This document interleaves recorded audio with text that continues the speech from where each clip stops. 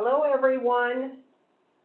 We are admitting our guests into the meeting room, and so I'm trying to make sure everybody is admitted before we begin.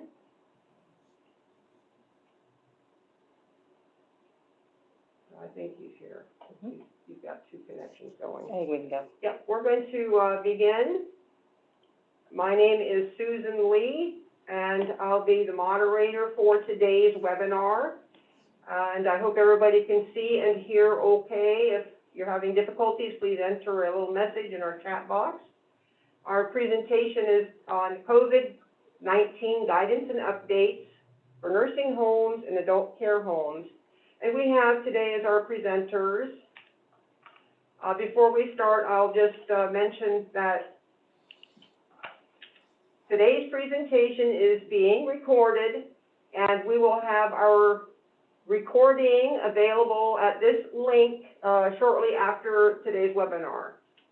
And our presenters today, we have from our Central Plains Area Agency on Aging, Monica Sissel, and our Epidemiology Program Manager from Sedgwick County Health Department, Kaylee Hervey, and Cody Charvette from our Operations Officer from the Sedgwick County Emergency Management. And again, my name is Susan Lee, Sedgwick County Health Department, and welcome to everyone, and thank you for joining us today. We have in our discussion today a full agenda. Ordinarily, we have our intro and our questions and discussion. We'll talk about our monthly updates and our next scheduled webinar. And then we'll present some updates on the COVID status in Sedgwick County and through the state and through the nation. And then we'll have some information on the NP and saliva testing, and then testing and reporting requirements for CMS and KDADS, and then vaccine updates. And then we have a presentation on our stopgap program and N95 decontamination.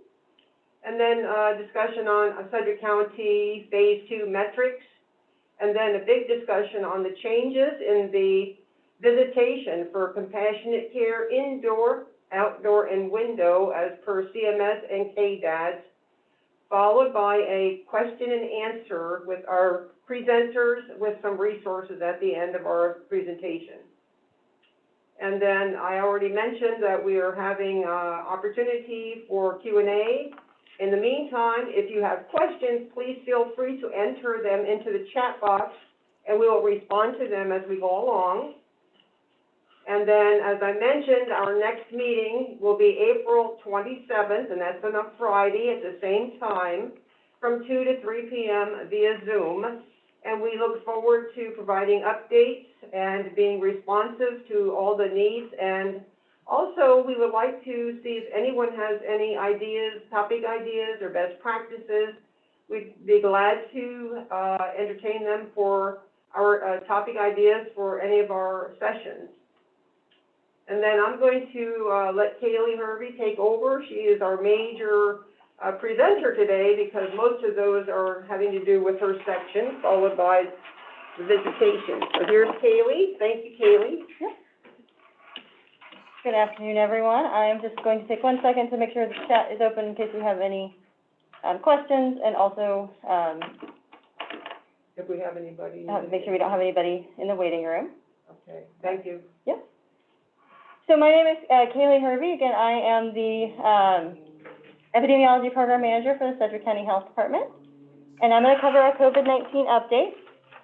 So as of this morning, we've got 30,081,432 cases in the United States, 300,000, just basically 400,000 or 301,000 cases in Kansas, 45,536 cases in Sedgwick County, and 576 deaths. For adult care homes specifically, we've had 86 total adult care home clusters, and we currently have 706 active cases among those clusters. So when we talk about specimen nasopharyngeal or saliva testing for adult care home staff can receive no-cost walk-in testing through the Sedgwick County Health Department, And our testing is currently at Sunflower, the Sedgwick County Park and the Sunflower Shelter there. This is the address, but the easiest way to get to that is to enter the park from 13th Street and then just follow the signs for testing. And that testing is available Monday to Friday, 8:30 a.m. to noon. There is no appointment necessary. It is first come, first served. Test results right now are generally available within 12 to 24 hours. If one of your staff or one of your residents does test positive, everyone else in your facility are going to need to be tested per either the health department or KDHE's recommendations, and we will work with you to help you determine how to best test your facility. And so, in general, all Sedgwick County residents, again, can receive that same no-cost walk-in testing on first-come, first-served basis, and they can be tested once without symptoms. And again, those same test results are generally available within 12 to 24 hours. The procedure for COVID-19 testing of long-term care employees can be viewed at our website, and Susan has provided the link to you in the slide. And CMS and KDADS do have their own COVID-19 testing requirements. And so presently, routine testing intervals must continue, even if everyone in your facility has received the COVID-19 vaccine. And so those testing requirements are outlined in the documents that Susan has provided, as well as the KDADS executive order. And then the interim final rule was established for the policy and regulations in response to public health emergencies related to long-term cares, COVID-19, the survey tool, testing of your staff and your residents when they have symptoms, testing of staff and residents in response to an outbreak, and also routine testing of staff based on the county positivity rate. Those can all be found from CMS at the link provided by Susan in the slides. And then CDC also does have guidance for COVID testing if you're doing point-of-care testing or testing directly in your facility. And there are regulatory requirements for that point-of-care testing. And so if you are doing testing in your own facility, you must have a Clinical Laboratory Improvement Amendment certificate or CLIA certificate. And so Governor Kelly's Executive Order 2069 does require licensed facilities to perform testing of staff and residents with COVID-19 symptoms, or testing of staff and residents in response to an outbreak, and again, that same routine testing based on the county positivity rate. And KDADS did issue guidance on October 27th requiring facilities to use the county's 2-week positivity rate published by the Kansas Department of Health and Environment at that link provided in the slides. And you can find that if you go to KDHE's COVID page, you can find that positivity rate by clicking on nursing home metrics. So there's other metrics, but that's the one that you would want to focus on. So currently, Sedgwick County is doing fairly well. We are green now, and we're sitting at a positivity rate of 2.4%, which is the lowest we have been pretty much since this time last year. And so those are based on 14-day rolling periods, and so this is for the week of 3/7 to ending on 3/20. And so KDADS does have nursing facilities, Kansas COVID-19 Unified Testing Strategy, and a report. And so you can access that at the link provided on the slides, and you can also access KDAD's long-term care report at this link below, and it's updated as weekly. So for COVID-19 testing and reporting, if you are a CMS-funded facility specifically, KDHE has opened a reporting portal for mandated facilities with rapid tests. And so if you are a CMS-funded facility who has received these rapid tests, then and one of your residents does test positive with these are antigen tests, then the individual must be tested via PCR within 48 hours to be able to confirm that. If you are not, even if you are not a CMS-funded facility, you are required to be reporting. If you are doing any kind of point-of-care testing, you must be reporting to this reporting portal. If you are sending your specimens out to a lab, such as WSU or Quest or any of the other commercial labs, then they will typically do that reporting for you. This is really if you're just doing any on-site point-of-care testing.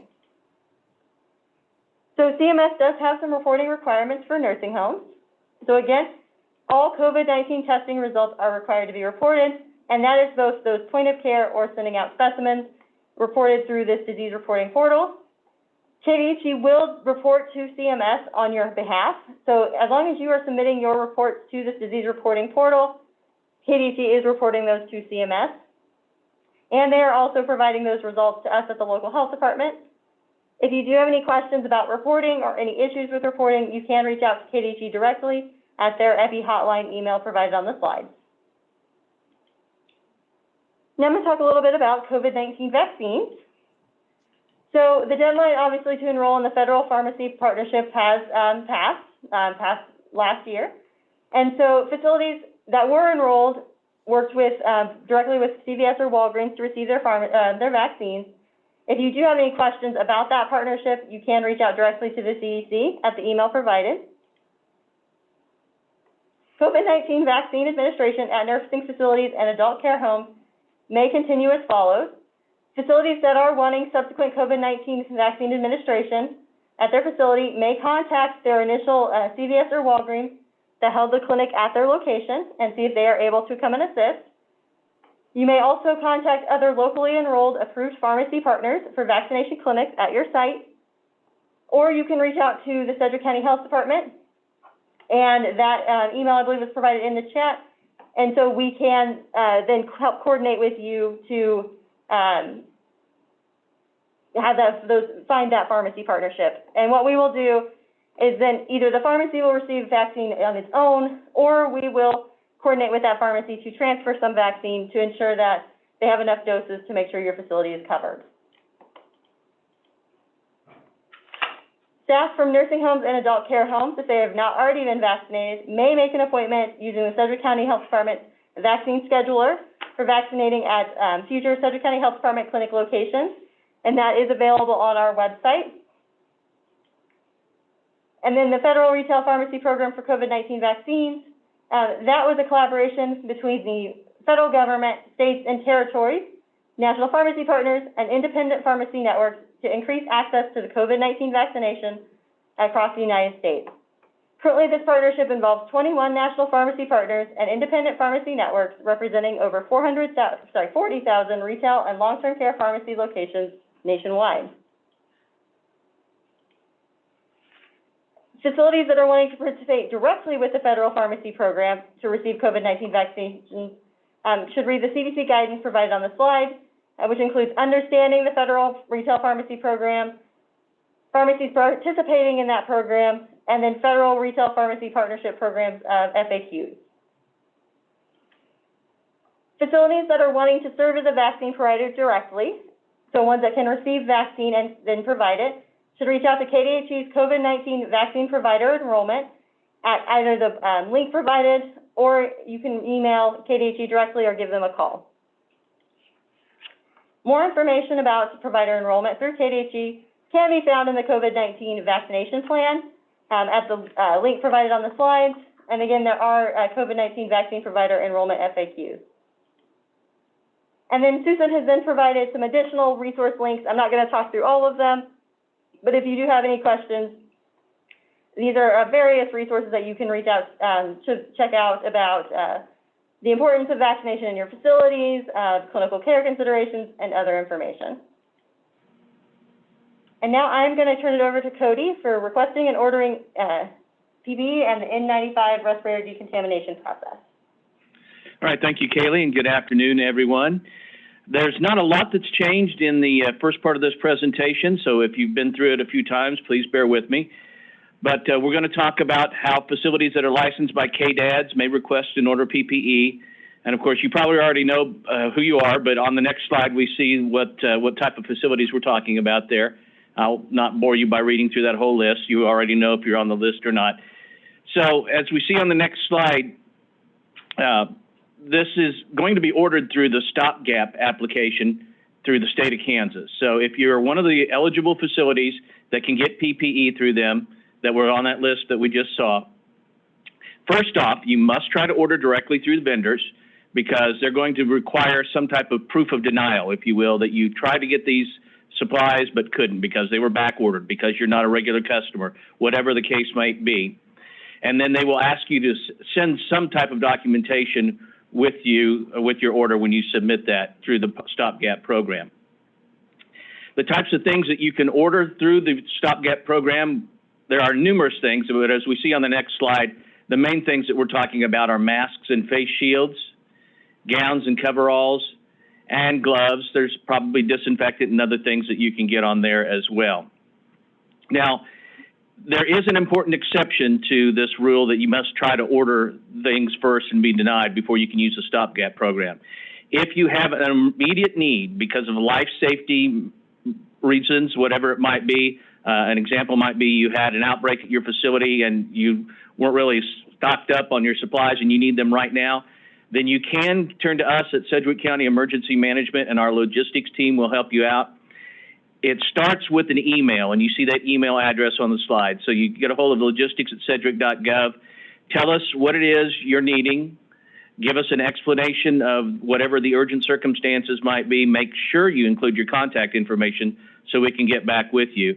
And then we'll clear up any questions we might have, and we'll go about filling your order. Whatever we have locally, we will fill first from here in Wichita, and then whatever you're needing that we don't have, we will turn to the state and get supplies from them shipped either directly to you or they'll come to us and we'll deliver them to you afterwards.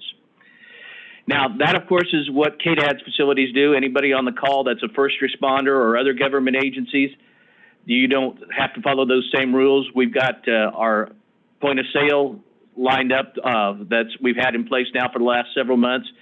Most of you, if you're eligible for that, probably already have an account signed up with us. If not, you can follow the link that you'll get in the slides when they're sent out and get that login information that you need so you can create shopping carts and get those items ordered through us.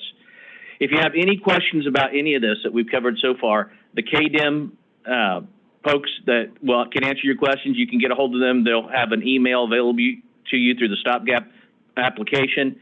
And if you need to get a hold of our Sedgwick County Emergency Operations Center, you see there again, the logistics@sedgwick.gov is the best place to do that. I want to talk real quickly about the Battelle system and the changes that have occurred there. This is a little bit of new information. That contract will still last through March 31st. However, they are not accepting any new shipments of masks. The last day for you to submit masks for decontamination to Battelle was March 18th. So if you have some already in the pipeline, they will be returned to you, but please don't ship any new packages to them. If you're wondering what to do as an alternative now that Battelle has gone away, what we have been telling folks is get enough N95 respirators so that every employee can have at least 3. Then purchase some paper sacks to give to them, and they wear one mask while they've still got 2 in their bags. And as they wear them every 3rd day while the masks are not being worn, they will self-decontaminate. This next slide has some guidelines that we were telling folks. These came from Battelle, actually, but they're still good guidelines to follow even if you're not using Battelle. You want to keep those respirators as clean as possible, so you might want to consider policies about makeup and such things to prevent contamination. And then, of course, discard any respirators with visible soiling on them. Good news is that, for the most part, N95 respirators are becoming more readily available, certainly than they were this time last year. But as a cautionary tale, on the next slide, we talk about some problems with counterfeit 3M N95s. They've got a lot of models out there that they've found out that there are some fraudulent ones. If we could switch to the next slide and just mention those real quick. The 1860, 1860S, and the 1870 Plus. Again, a website is the best place to get your detailed information on that. You can see the specific lot numbers that are involved in that fraudulent claim warning. So that's all I got, and I will turn it back over to our other presenters, and I'll stand by later for some questions. Okay, thank you, Cody. You want to mention that about that? Yeah, so Melinda has added back into the chat, if you need to be partnered with a pharmacy for vaccines or need guidance in becoming a vaccine provider, you can reach out to Sedgwick County at meddistribution@sedgwick.gov. This is the email that many of you may have used to request testing previously, and so we tried to make it as simple as possible to reach out to us for vaccines.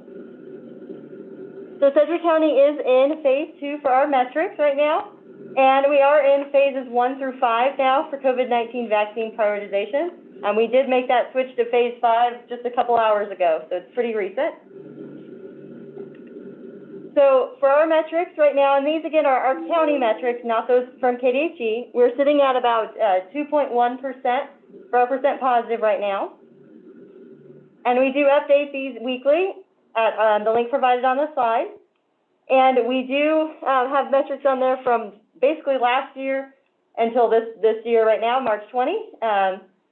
And we do use these metrics to look at the numbers for what KDHE is doing to compare how we would go about potentially with our reopening for the county. And we do report these based on test day and as they are reported to us, so numbers can change. And now I'm going to turn it over for updates on visitation to Monica.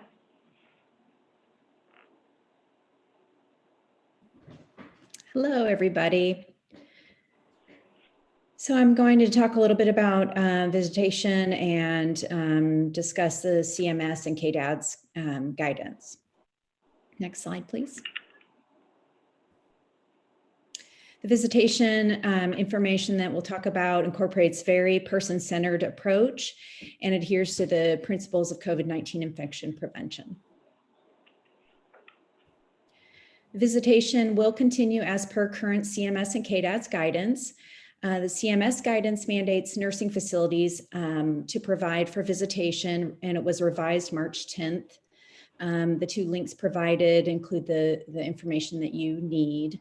KDADS visitation guidance for long-term care settings was provided back on March 15th and includes assisted living, board and care homes, home plus, nursing facilities, and residential health care facilities.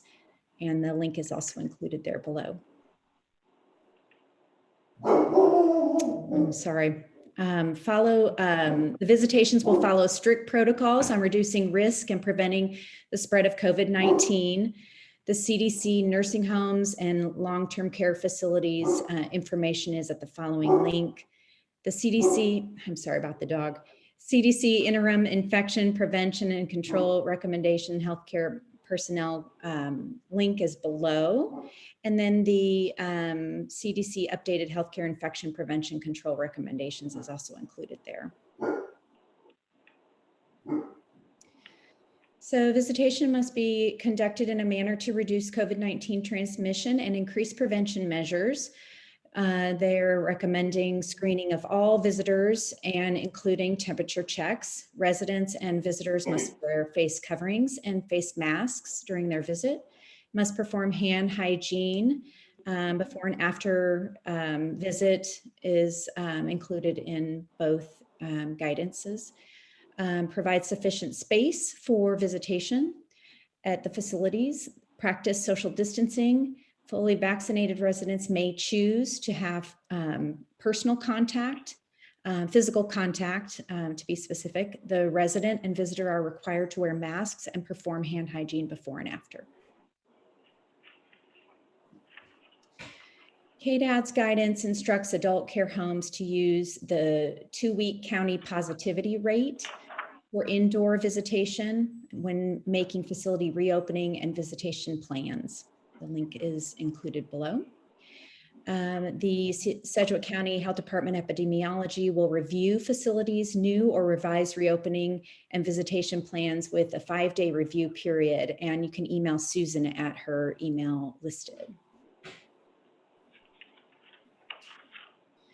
So the guidelines apply to long-term care settings, nursing facilities, assisted livings, board and care homes, home plus, residential healthcare facilities. There's various types of visitation, as you know, the indoor, compassionate care, outdoor, and the window visitation. So indoor visitation can be conducted during low and medium positivity rates and according to the facility's environment and residents' needs. Compassionate care, outdoor, and window visits can be offered during low, medium, and high positivity rates. The low, as you likely know, is less than 5% or green, mediums 5 to 10% or yellow, and high is red. They correspond with the green, yellow, and red on the KDHE county positivity rate at the link below. Visitation should occur according to the core principles of COVID-19 infection prevention and the facilities policy and facility policies beyond compassionate care visits.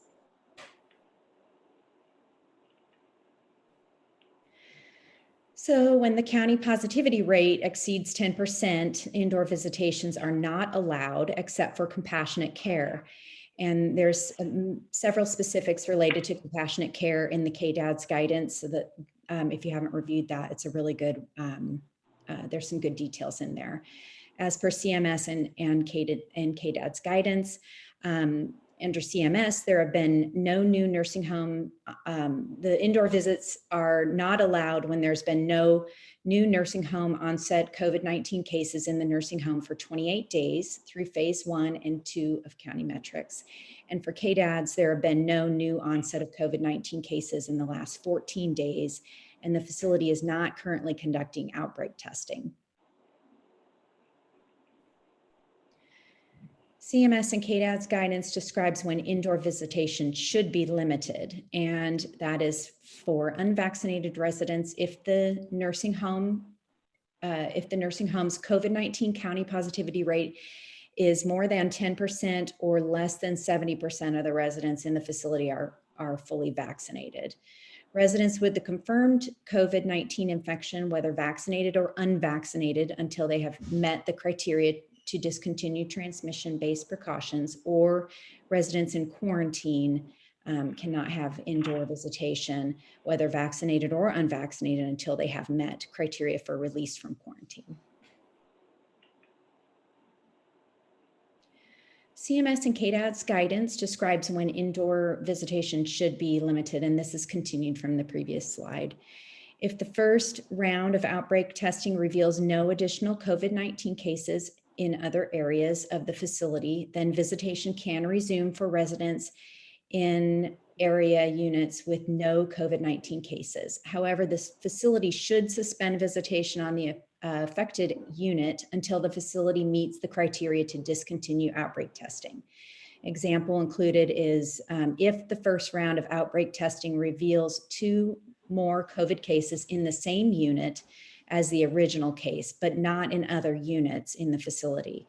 Visitation can resume for residents in areas or units with no COVID-19 cases. If the first round of the outbreak testing reveals 1 or more additional COVID-19 cases in the other areas or other units of the facility, then facilities should suspend visitation for all residents, vaccinated and unvaccinated, until the facility meets criteria to discontinue the outbreak testing. So per the KDADS guidance, facilities should consult with state and local department and Sedgwick County Health Department when an outbreak is identified, to ensure that adherence to the infection control precautions and for recommendations. If a facility identifies a new resident COVID-19 case while in any phase, that facility goes back to the highest level of mitigation, phase 1, and starts over, even if the community is in phase 3. And before a facility can relax restrictions, they need to meet these standards. CMS-funded facilities need to be at must wait 28 days after the last COVID-19 case recovers, and KDADS licensed facilities must wait 14 days after the last COVID-19 case recovers. CMS and KDADS guidance discuss outdoor visitation in preferred and they both discuss that outdoor visitation is preferred and should occur routinely for all residents. Once again, there's an emphasis in the person-centered approach. Even when the resident or visitor are fully vaccinated, these are the considerations.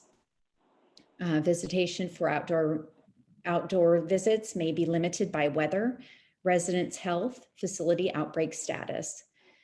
You must ensure adequate staffing and infection control and maintain visual observation with a degree of privacy, and that's emphasized. KDADS allows for children and pets to participate in the visit, but the adult bringing those kids or pets in must be responsible for them.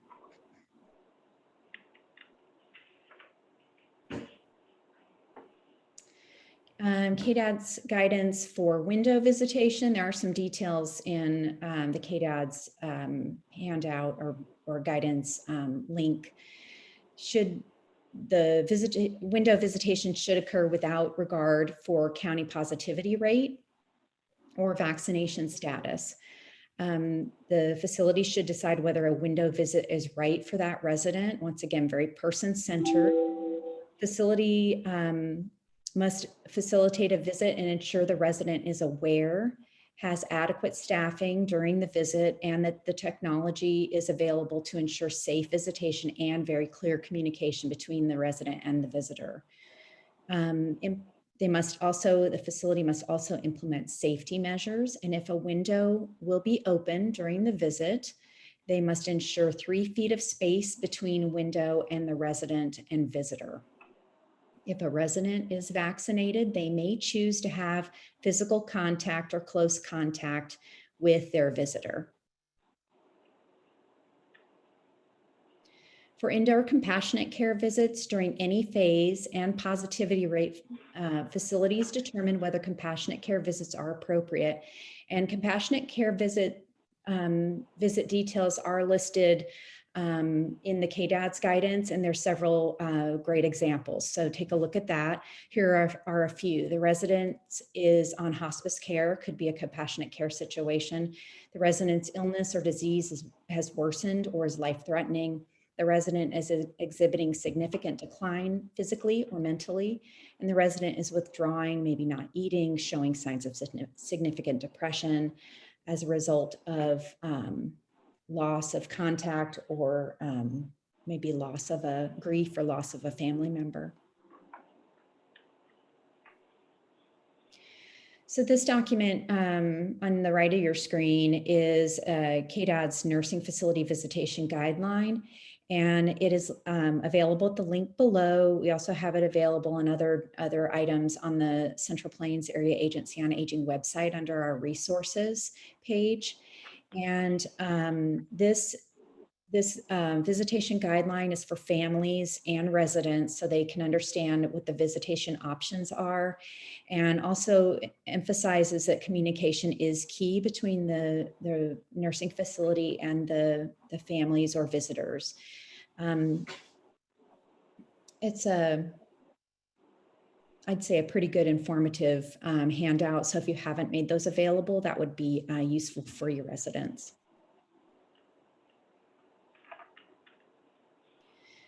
Visitors with subsequent illness within the seven days of their visit should make sure to report their illness to the nursing facility or the facility that they visited and to the Sedgwick County Health Department. The guidance applies even if all staff and residents in a facility are fully vaccinated, as vaccines are not 100%, as we know. CMS and KDADS fully vaccinated refer to persons who have over 2 weeks following receipt of the second dose in a 2-dose series, or more than 2 weeks following the receipt of one dose of a single dose vaccine per CDC's public health recommendation for vaccinated persons. And the details for that would be in the link below. KDADS requires facilities to assess residents' visitation preferences. And in the KDADS guidance, it speaks to this. The document is available in a link, and they also included it in the bottom of this slide. The template is called Resident Visitation Preference, and it's a questionnaire for each resident. KDADS created the template to assist facilities in collecting information for the residents on their needs. Once again, they're emphasizing a person-centered approach to these visitations. So you should be using that template to make sure you're meeting your residents' visitation needs. Thank you, Monica. If you have any questions for her, please go ahead and put them in the chat. And then I will go ahead and cover the COVID-19 quarantine guidance. So neither CMS nor KDADS require residents to quarantine upon returning to the facility if they leave the facility for an appointment or an outing. However, KDHE's isolation and quarantine frequently asked questions do specify that an exception to quarantine for vaccinated inpatients and residents in healthcare settings does exist following an exposure. So vaccinated inpatients and residents in healthcare settings should continue to quarantine following an exposure to someone with suspected or confirmed COVID-19. If the exposed person does become symptomatic, then they should be tested via PCR or the antigen test. So there are some quarantine guidelines related to that. And then we have some resources that Susan has put into the slides for you. So there's several listed here that are of interest that we recommend that you look at.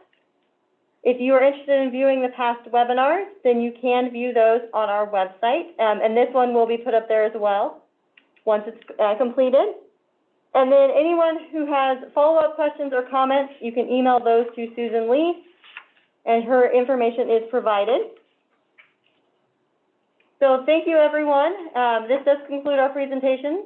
Thank you for participating. And so our next presentation will be April 27th on 2 to 3 p.m.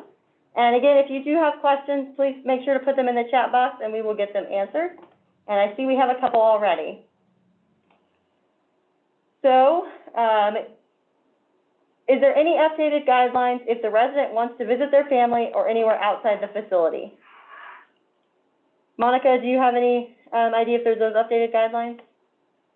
I'm not familiar with anything that's updated, but there's no necessary quarantine if they've left the facility.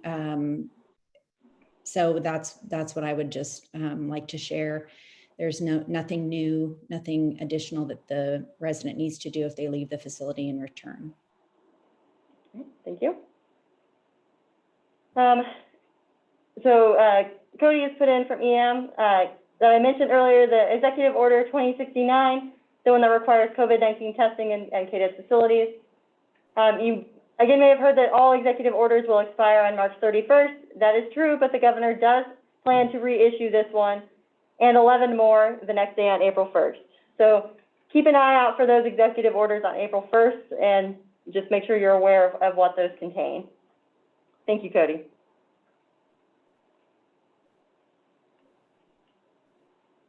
Are there any other questions from anyone at this time?